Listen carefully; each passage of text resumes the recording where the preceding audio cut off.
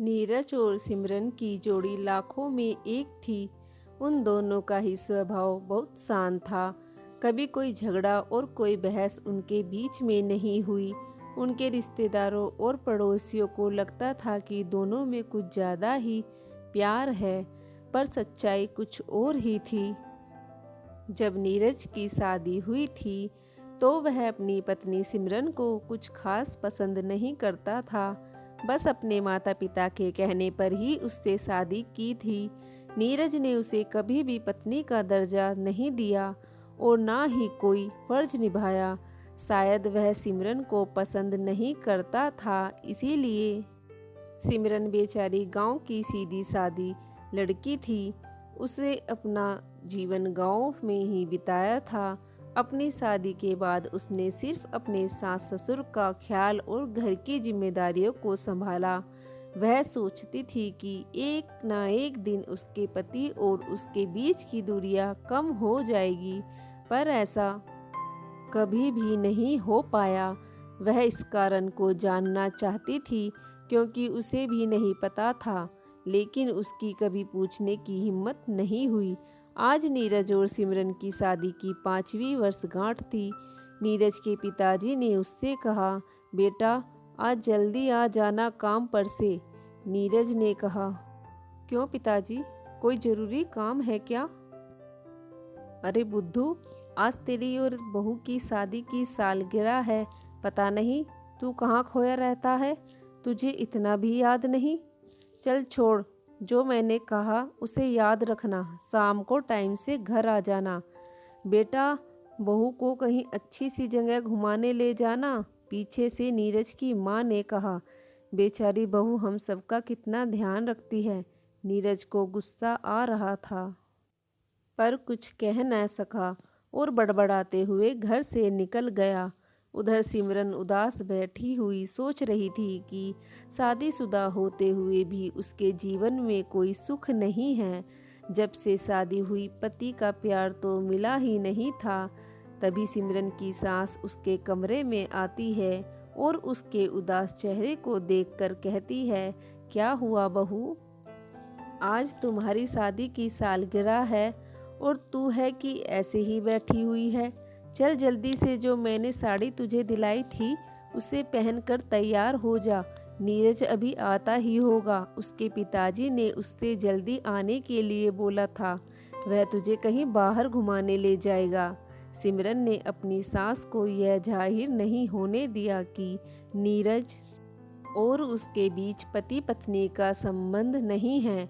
वह अपनी सास की बात मान साड़ी पहनकर तैयार हो गई और अपनी सासू माँ के पैर छूने लगी। सासू माँ ने उसके सिर पर हाथ रखा और उसे आशीर्वाद देने लगी। जुग जुग जियो, किसी की नज़र ना लगे मेरी बहू रानी को।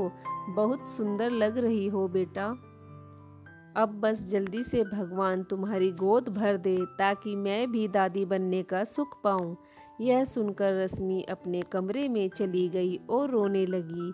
कई बार उसने सोचा कि वह अपनी सास से सब कुछ बता दे कि उसके और नीरज के बीच एक पति पत्नी का रिश्ता है ही नहीं, लेकिन बेचारी सिमरन कभी हिम्मत नहीं जुटा पाई। धीरे धीरे शाम ढल गई, लेकिन नीरज घर जल्दी नहीं आया। सिमरन और उसके सास ससुर उसका इंतजार कर रहे थे। रात के 10 बज चुके थे, लेकिन नीरज का कोई अता पता नहीं। उधर सिमरन के ससुर अपनी पत्नी कौशल्या जी से कहते हैं, देख लो अपने सपूत को। मैंने उससे बोला भी था कि आज जल्दी आ जाना और बहू को कहीं बाहर घुमाने ले जाना। सिमरन की सास बोली, बहू एक बार फ़ोन लगा कर देख और पूछ उससे कहाँ है वो, इतनी देर कैसे हो गई। सिमरन फ़ोन मिलाने ही वाली थी कि तभी नीरज आ गया। वह शराब के नशे में धुत था। वह अपने पैरों से ठीक से चल भी नहीं पा रहा था।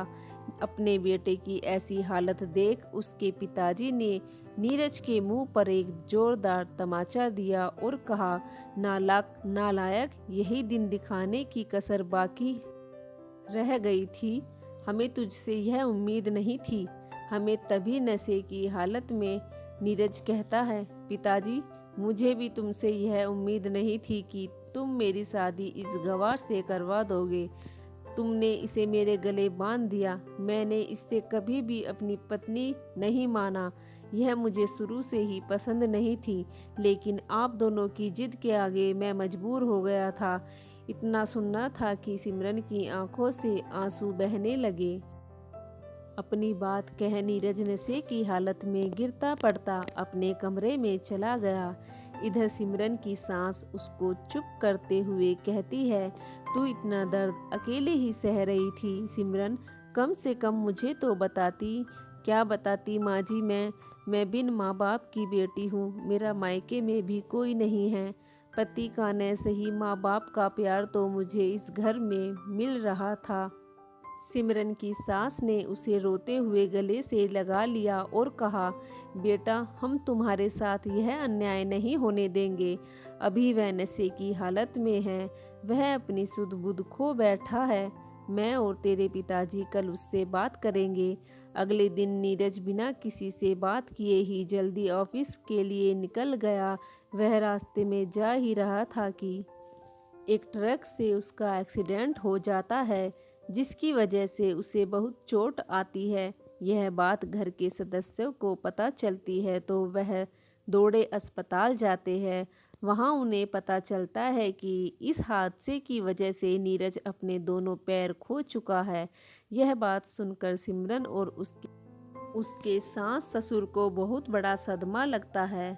अब जो कुछ भी सिमरन के साथ हो रहा था वह उसको अपना नसीब मान चुकी थी। अब वह दिन रात नीरज की सेवा में लगी रहती और साथ ही अपने सास ससुर का भी ध्यान रखती। सिमरन रोज अपने पति को नहलाती, अपने हाथों से खाना खिलाती और टाइम से दवा देती। और नीरज बिस्तर पर पड़ा अपने आप को कोसता और कहता, मैंने कभी भी सिमरन को पत्नी का दर्जा नहीं दिया। आज वही मेरी सेवा में दिन रात लगी रहती है। तभी सिमरन नीरज के लिए खाना लेकर कमरे में जाती है।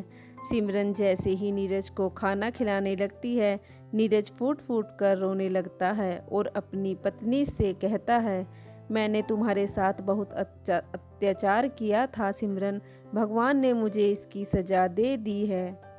पहले मैं कहता था तुम मेरे लायक नहीं हो, लेकिन अब मैं कहता हूँ कि मैं तुम्हारे लायक नहीं हूँ। अब मैं एक अपाहिज हूँ। मैंने तुम्हारे साथ बहुत गलत किया। तुमने 5 साल मेरे साथ गुजारे, पर एक पल के लिए भी किसी को एहसास नहीं होने दिया कि मेरे और तुम्हारे बीच कोई संबंध नहीं है। सिमरन, तुमने तो हर कदम कदम पर अपना फर्ज निभाया है। मेरी गलती माफ़ी के लायक तो नहीं। अगर हो सके तो मुझे माफ़ कर देना। सिमरन बोली, बस नीरज, इससे आगे कुछ मत कहना। मुझे अपना सुहाग वापस मिल गया, मुझे और कुछ नहीं चाहिए। दोनों रोते हुए आपस में गले लग गए। अपनी बहू के संस्कारों को देख पीछे खड़े सास ससुर की आंखों से भी आंसू छलक रहे थे।